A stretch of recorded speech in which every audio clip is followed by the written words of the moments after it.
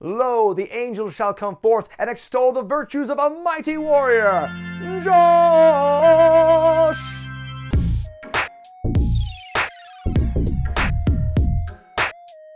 2004 was a very interesting time for WWE, to say the least. I mean, the year began with a lot of promise with the Royal Rumble, WrestleMania cycle earlier in the year, the meteoric rises of guys like Eddie Guerrero and Chris Benoit, those feel-good pushes. Then as we go to the tail end of 2004, with a lot of wrestlers having left the company or a lot of big injuries at this time, it feels like there's kind of a big rebuilding period among both Raw and SmackDown, trying to get ready for the next Rumble WrestleMania cycle the following year. Thank goodness at least for Survivor Series 2004 from November 14th at the Gund Arena in Cleveland, Ohio. Yes, they're back in Cleveland like in the olden days. This show was nominated by Thomas Fireheart, KB the GOAT, and Nathan Kania over at patreon.com/wrestlingwithregret. The show opens with a hype package showing the humble beginnings of the Survivor Series, and the narration talks about how Survivor Series pushes the thresholds of what men can take, like getting hit with a car, for instance. Remember the Alliance? Remember the screw job? They do talk a lot about the grand history of the Survivor Series as an overall theme here. It's not a particularly it's not a round number, it's like 18th anniversary of the Survivor Series, so it's not a huge milestone per se, but they're really hammering home the historical nature of this show, which feels kind of ironic because this was during a time where it felt every other year there were rumors of Vince wanting to just can the whole idea entirely of Survivor Series. 7,500 folks in attendance at the Gund Arena, 325,000 pay-per-view buys is down considerably from 450,000 the previous year. Michael Cole and Taz are the announce team for SmackDown, Jim Ross and the King for Raw, Hugo and Carlos the Spanish announce team. And my God, just looking at the situation, like watching these shows leading up to Survivor Series, SmackDown 2004 was wild. And it's crazy just how, there are a lot of similar threads across both shows, like heel champions, really weird, untested, psychopathic hosses on both shows. But SmackDown 04 was just on another level from Raw. I mean, there was head shavings, stabbings, car crashes, deadly shooting star presses, JBL as champ, the $1 Million Tough Enough. Meanwhile, Raw had Evolution, babyface Randy Orton, the Simon System, and miscarriages. It's really not comparable. But like I said, the common thread was both shows are run by heel champions in Triple H and JBL. So if you didn't like seeing these heels winning almost every week and every pay-per-view with these big stables around them, these exhausting, irritating reigns that many times felt like they were wearing out their welcome, it was kind of a rough time to be a wrestling fan. But it's good to go back here after so many years removed from it and kind of watching again with relatively fresh eyes, because it really made, watching this fresh and watching all the build for it, it really made kind of fun to kind of get this nostalgia trip and to watch, just to see how this show plays out from more of a neutral perspective. Your opening match is a WCW throwback with a dash of ECW thrown in for the Cruiserweight title as Spike Dudley defends against Chavo Guerrero, Rey Mysterio, and Billy Kidman. Spike is a heel now and he goes by The Boss, in which he bosses Bubba Ray and Devon around like they're his henchmen, his underlings. And again, the turnaround of that storyline, how he was the one who was bullied and picked on in like 2001, early 02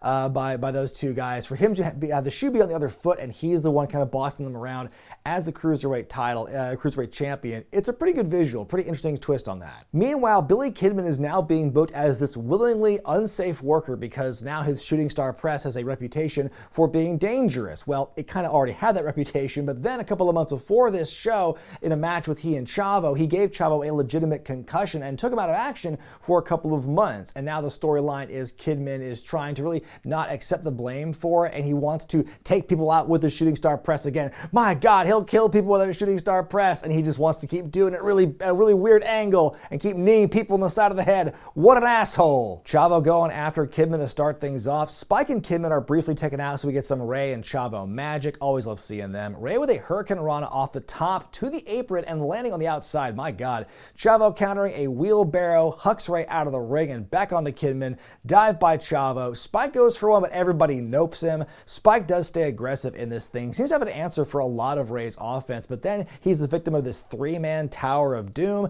Spike going for a Dudley dog. Ray counters and hits the 619. Kidman yoinks Ray out of the ring. Chavo with a gory bomb on Spike. Kidman breaks it up. Kidman and Ray take each other out as Spike covers Chavo to win and retain, all sneaky-like. I give it 3.5 stars out of 5. One thing you could generally count on with WWE around this time, especially SmackDown, SmackDown was that their pay-per-views always open with Cruiserweight Championship matches, and the division was truly on fire during this time. It was one of the big positives of SmackDown was this division, and this match was so much fun. It was just spot after spot after spot, no real room to breathe or let anything kind of like, it was just very fast-paced, and that's what this match needed to be. Well, folks, if you thought the image of Chris Benoit and Eddie Guerrero celebrating at the end of WrestleMania 20 was the most iconic image of 2004, then clearly you blocked out this incredible moment from Backstage at Survivor Series. The scene begins with Paul Heyman psyching up his man Heidenreich. He goes to leave to get his man's straitjacket. Meanwhile, Heidenreich is confronted by Snitsky. They are uncomfortably close. They breathe on each other.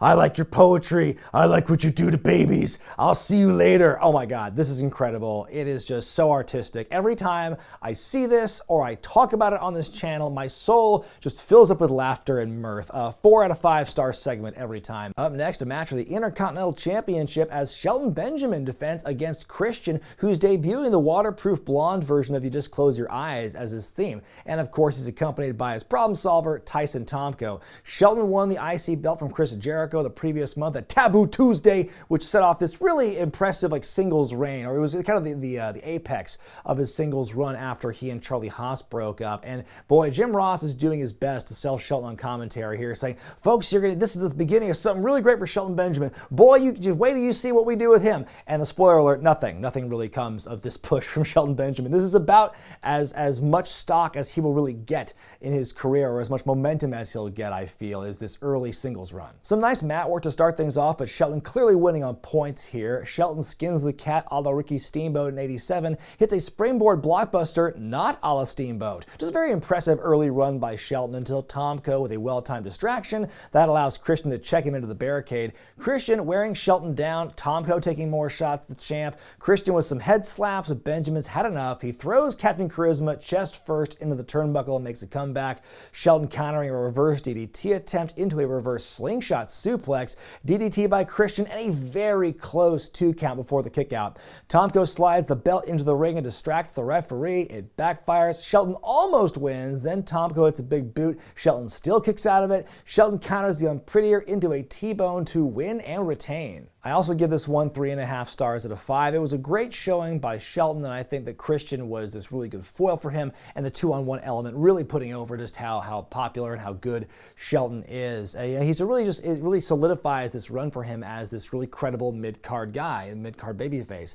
And I say that with all due respect because I wish that he got more of a shot at the main event. I wish that JR's comments were more correct in how he tried to prophesize this and manifest it into reality, because I think that in a different timeline he probably could have gotten that main event run, but for whatever reason people like to knock him for his promo abilities or whatever, and that does carry a lot of weight in WWE, so I would understand if that was part of it. But man, I think Shelton was really good, and I feel 04 was really his biggest and brightest year, and anytime they tried to recapture that as a singles guy, they were never quite able to match that. Backstage, some more inter-brand play here as Kurt Angle confronts Edge. He brings up how he didn't like what Edge wrote about him in his new autobiography, takes a shot at him for having not won the World Championship yet.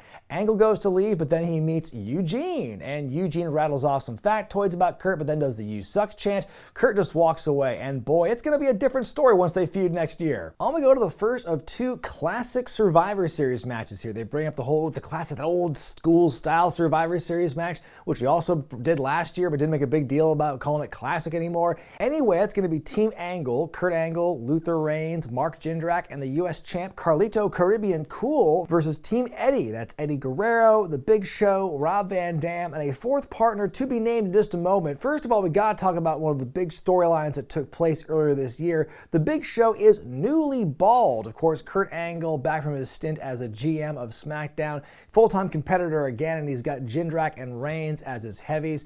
About a month or so ago, he shot the Big Show with a tranquilizer dart and shaved his head bald. That's how we got the bald Big Show that we know today. They used the phrase "raped him of his dignity" far too many times in the build for this part. Meanwhile, Rey Mysterio was supposed to be on Eddie's team here, but he was quickly pulled out to be in the Cruiserweight Championship match, so Eddie picked his replacement at the last minute, John Cena. Cena lost the U.S. title to Carlito in Carlito's first match on TV the previous month. Then John was written off with an off-camera stabbing in a Boston nightclub so he could go film the Marine. Carlito and his new buddy Jesus deny any involvement, but the cops say they were both in the same club as Cena was that night. Ooh, intrigue. Of course, there was a rumor that it wasn't Jesus who did the stabbing, but apparently it was going to be New Jack. Yes, that New Jack who was going to be the one behind it, though that obviously never came to fruition. I'm not sure if that was just some weird internet rumor that was floating around at the time, but that does seem to be a legend that I keep hearing every now and then. Anyway, Cena getting a big pop for his return, and Carlito looks like he's seen a ghost. Cena showing absolutely no evidence of a stab wound as he goes right after Jesus and chases he and Carlito out of the arena. So now it starts out as 4-on-3. Easy night for Carlito. The match begins and everyone's all over Mark Jindrak here. Angle with the cheap shot on Eddie, and now the heels take over on him.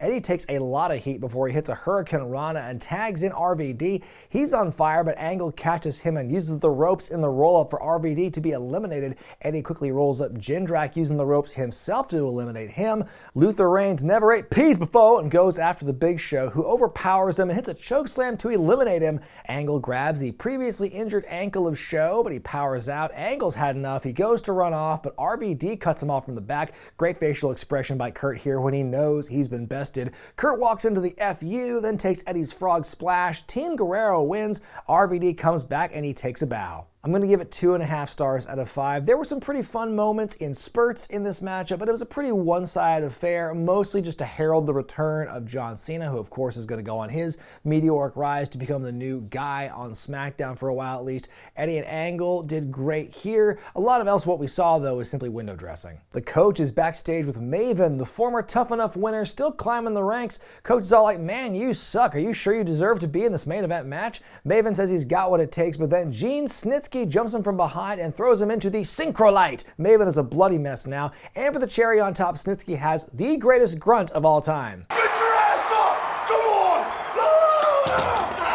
Up next, a grudge match as The Undertaker battles John Heidenreich. You know, it was not long ago on this channel doing this classic review that we talked about the humble beginnings of John Heidenreich in WWE, how he began as this guy who was just trying to get a shot, just trying to get a tryout match to be on the main roster, and he was doing it all for the invisible little Johnny, and he got that shot. He did wrestle for a little bit. He was taken off TV for a few months, then came back and went from being a whimsical crazy person to a mean, nasty crazy person. He started beating up fans, reading angry poetry, appearing to sodomize Michael Cole while reading said poetry, just real wackadoo stuff. He straight up murdered Taker at No Mercy with a Ford Bronco. He's being put in a straitjacket before and after his matches to avoid getting sued. Finally, Heidenreich demands a match with the Dead Man at Survivor Series, much to Paul Heyman's chagrin. Teddy Long forces Heyman to bring the contract to Taker himself, which gives us a really cool scene with Heyman in this dark room explaining the situation to The Undertaker, who you don't see till the end. At least that stuff was cool. Taker starts out strong, goes for old school, but Heyman has the referee distracted, leading to a low blow. Heidenreich following it up with ring post-itis. Taker fights back, hits his vintage moves, goes for that running boot in the corner, but Heidenreich moves, finally begins to take over. Big punches to the barricade just above Taker's head. Heidi employing the power move to stay on top. Undertaker continues to lay in the punches, begins to come back, but Heidenreich is too crazy to be selling that. Taker still comes back with a big top rope clothesline. Heidenreich moving like someone learning the controls of the game for the first time. It is continuing though to withstand the onslaught. Heidenreich with the corner punches, but you don't corner punch The Undertaker. The last ride ends with a rope break at the very last second. Damn it, this match is still going on. We get the big clothesline, the choke slam, and the tombstone for Taker to finally win. I give it 1 star out of 5 because I only have one question after watching this match. Who was the asshole who gave these guys 15 minutes to wrestle? That was way too much here. If you cut that in half, I think it would have been far more ideal, but they really ran out of gas about 3/4 of the way in this thing. And I could buy the story of Heidenreich being this big tough guy who absorbs all of The Undertaker's biggest offense and still kicks out. I think they conveyed that well enough in the body language after the bell with the face that The Undertaker made, just kind of this look of bewilderment. But you could have told that story in far less time and you wouldn't have made Heidenreich look so bad in the process. I guess the fact he was able to hang on some level with The Undertaker is impressive, but man, like I said, this match went way too long, and if this is the first real chapter, in-ring chapter in the rivalry, it's not great. Backstage, Maria asks General Manager Eric Bischoff if there's an update on Maven. Eric says Maven may not be able to compete tonight. And when asked if there's any chance of a replacement, Bischoff says he's not taking time out of his precious vacation to deal with that shit, so the team lineups stand. On we go to the Women's Championship match now. A long-running, deeply personal rivalry here as Trish Stratus defends against Lita. Trish has spent months not only injured while champion, but mocking Lita for her pregnancy, her marriage to Kane, and her eventual miscarriage. Calling her chubby, that's the breaking point for Lita here. Trish calling Lita the kiss of death because everyone she's been associated with is either gone or their careers have tanked, like S.A. Rios and the Hardy Boys. She says that Lita will lose the match just like she lost her baby. Ooh. This thing's about to end as fast as it begins. Lita comes to the ring and starts off swinging. They fight on the outside. Lita trips Trish into a chair, which leads to a legitimate broken nose. Lita decks Trish with the chair. The match ends in a disqualification. Trish is bleeding from the nose and the head, but Lita refuses to relent. The referees have to pull it apart, but it keeps on going. Lita keeps beating her up, gets a big chant. Trish is freaking out over her broken nose, and that's pretty much it though. Not much to say about this one. Obviously, you can't say much about it as a match because it was over and done with so quickly. It was more one of those angles disguised as a match, though it does end with a legitimate injury to Trish, kind of prolonging her status with the belt, her kind of injury proneness that she had back then, and also really kind of solidifies her stance though that Lita is the kiss of death because hey, what kind of luck is that? Backstage, Team Guerrero basking in their win, Eddie rightfully pointing out how it doesn't appear that John Cena got stabbed in the kidney. Teddy Long shows up and wants a private word with John. John wants a piece of Carlito, and Long makes a match for the US title that following Thursday. Spoiler alert, Cena does win the title back right away and gets his custom spinner US title soon afterward. In your semi-main event, a match that honestly really blew me away after I went into it with zero expectations as JBL defends against Booker T.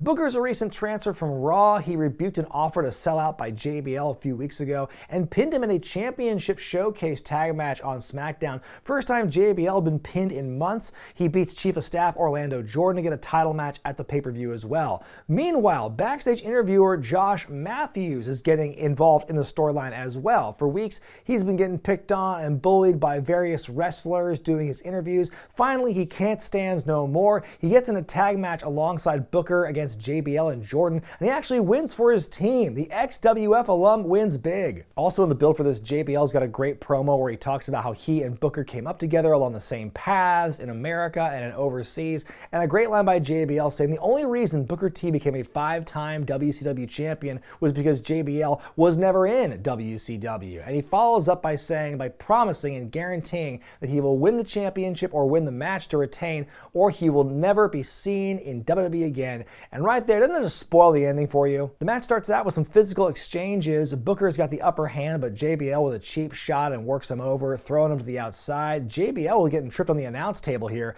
Orlando Jordan with a big cheap shot, allowing Jibbles to continue his assault. Booker makes a huge comeback on the outside, thwarting OJ and hitting the bookend on JBL. Beats the hell out of Jordan. Missile drop kick. We get a pin and a rope break. Booker goes with the Harlem Hangover, baby, but Jordan buys JBL some time to move. Somebody in the crowd at this point is doing a lot of whistling, and I'm getting some major Ultimate Deathmatch 3 flashbacks from this. Well, dream if he can win tonight. Who would blame JBL? If you build momentum. The challenger, Booker T, beginning to feel it. Well, how close was that? Then after about a solid minute of the whistling, he takes a break and it's gone for a while, but then he starts doing it again. Like, how is there not just a massive arena-wide shut the fuck up chant to this guy? How has security not tackled this man yet? The match somehow keeps going, the ref's knocked out, Jordan's all over the Booker man, the whistler keeps a whistling, Josh Matthews saves the day, baby, but he gets laid the fuck out by JBL. Poor Josh. Booker's got his chance, Charles Robinson runs in, but he gets yoinked out before the 3. Damn it, OJ. Bookend to Orlando. Title belt to Booker's head, JBL pins and wins. I give it 4.5 stars out of 5. Yes, you heard me, I stand by it. This match was so fun to watch, and it's weird because I remember watching this show live as it was happening, but I have no memory of this matchup or how it happened. They almost lost me. Right before the ref bump, the match kept going, they just kept wrestling for a while. I'm like, how are we not at the finish yet? And then when they got to the finish, it was just boom, boom, boom. All these moments that I totally don't remember happening. I was so swept up in it. Even though I knew full well that JBL was winning this thing, I forgot how we got to that point. And I was so excited just seeing all the finish, how crazy everything got. It was a lot of fun, despite all the massive cheating and but they kept Booker looking so strong here. And for a brief moment, you think he's actually going to win. But man, it really got me swept up in it. I was just I felt like a fan again. But yeah, I was very entertained by this match. 4.5 stars. The only reason it's not 5, I would have made it 5 if in an alternate timeline, Booker T won. Just before the main event, Evolution scheming backstage. Triple H laying out the entire plan for Evolution should their team win tonight. They're going to run the first 2 weeks of Raw, and they'll put Edge and Snitsky through so much hell before they get a chance to run the next 2 weeks. Would that have been the best strategy, though? Because maybe you could have Batista running week 1, and then have Edge and Snitsky in the middle, have Triple H round out week 3 or 4, kind of cement whatever plan Evolution has. I don't know, makes you think. In your main event, the second classic Survivor Series match as Team Orton. That's Randy Orton, Chris Benoit, Chris Jericho, and Maven take on the team of Triple H, Batista, Gene Snitsky, and Edge. A lot of different storylines across different members of the roster kind of weaving around and culminating in this storyline here. Of course, the biggest factor is Randy Orton still pursuing Triple H in Evolution, trying to get the World Championship back. He loses a match in which where he lost, he basically wouldn't get a chance to fight Triple H for the title again while Triple H was champion, so he loses that battle, but he's still trying to fight and get under Hunter's skin. Meanwhile, Edge and Benoit have been feuding since Taboo Tuesday when Benoit won the tag titles with no help from Edge. Edge costing Benoit their belts later and beating the hell out of Chris in a fashion so graphic it can make even the biggest Benoit apologist feel a little squeamish. Of course, everyone's gunning for Evolution right now, which is why all these unlikely forces are combining against them here. Maven seems along for the ride in case that wasn't made clear by how he was written out of the match earlier though, and also to a lesser extent, I don't feel Snitsky really belongs here either. Meanwhile, Eric Bischoff has had it up to here with all of you since getting his head shaved at Taboo Tuesday, and says that after Survivor Series, he's going to take a well-earned vacation and let the winning team run Raw for the next 4 weeks. I actually liked that intrigue going into this one because you could make an argument for either team winning, and I think they did a good job setting up the potential storylines that each side had, where it's like, all 4 of the faces are going to go after Triple H.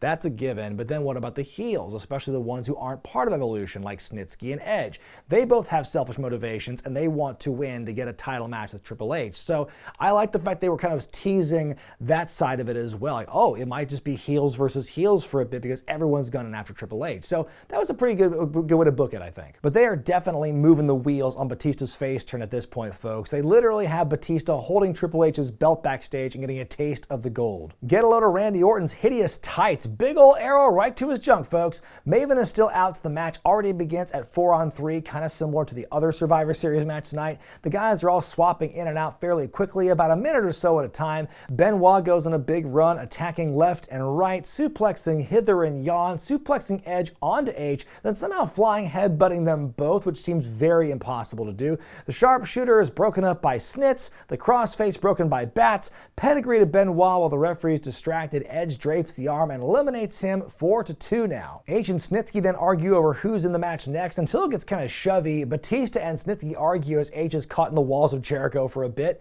Ric Flair trips up Jericho and gets ejected for it. Batista's a strong son of a gun, but that noble babyface Orton decks him with the world title. He takes an enziguri and Batista is out, but he lays Jericho out for good measure. Jericho taking a beating. Orton tries to help, but he gets shit canned after a small adjustment. Orton gets beaten up outside and is out of position when Jericho's free, but Maven finally makes his way to the ring, a bloody mess, coming out to a very meager pop. He goes on a big run on Snitsky and busts him open hard way. He's a bleeding. Then Snitsky just obliterates Maven with a steel chair to get disqualified. Triple H crawls onto Maven to eliminate him. Thanks for coming. It's down to Jericho and Orton versus Triple H and Edge. Jericho escapes a pedigree, but he walks into a spear. He's out. It's down to 2-on-1. Orton by his lonesome. We get a small RKO chant. He gets a beat down and JR screaming for the ref to do something about all the cheating. Triple H meddling some more, but he eats an accidental spear, an RKO to Edge. Edge is out and it's down to 1-on-1. The H-Man with an L blow goes to the pedigree. Orton escapes, hits the RKO out of nowhere to win. Randy Orton is the sole survivor, so his team will run Raw for the next 4 weeks. I give this one 3.5 stars out of 5. I think they did a really good job weaving all these different stories together between heels and faces, and I thought it was a very satisfying conclusion to the match, especially just a great story told to really give the baby faces a lot of hope for those next 4 weeks going into Armageddon, that lull period between now and Royal Rumble, for instance. The crowd seemed kind of quiet at crucial points, but it feels like they were kind of quiet for a lot of the show, honestly. I feel really bad for Maven out of all this because that guy got the real bony jabroni treatment from beginning to end on this storyline, to the point where when he gets his week to run Raw, even though he's on the winning team, he's such an underdog and he books himself this championship match with Triple H, and they throw fucking everything at Triple H in this one. It takes all 3 of the other guys to help him. I believe there was a weapon or two involved, and Maven still couldn't get it done, which you don't really expect him to, but like that whole kind of being set up that way, he never recovered after being given that kind of treatment. And yeah, he didn't really fit there. Snitsky didn't really fit there, but Maven, I think, really suffered because of this. My grade for Survivor Series 2004 is a B. I think this show really does dip into a real sour territory in the middle of the show, but I think the beginning starts off strong, and I think the end especially, like the last two matches are great. I was blown away, like I said, by JBL and Booker T. I think, like I said, the main event told a really good story, and yeah, the beginning stuff had a lot of great action as well. So overall, pretty strong show here. I don't think there's too many holes you can really poke in this one, except for Taker and Heidenreich, but everything else around it I thought was a good showing of both the brands around this time. Again, there's no Kane, there's no Shawn Michaels, there's no Lesnar, there's no Goldberg. There's a lot of stars missing from this time from where they were earlier in the year. I think that for the most part they recover well. Well folks, the month of December is going to be real special here on the channel. We are doing nothing but classic pay-per-view reviews every week for that month, and of course since it is December we'll be looking at some classic shows during that time period. Now I did review the inaugural Survivor Series a couple of weeks ago, but how did Starrcade 87 do that same day? Obviously we know how the numbers turned out, but as a show, what was the quality of that compared to the inaugural Survivor Series? We're going to find out, but until then, I'm Brian Zane, and I'll see you next time.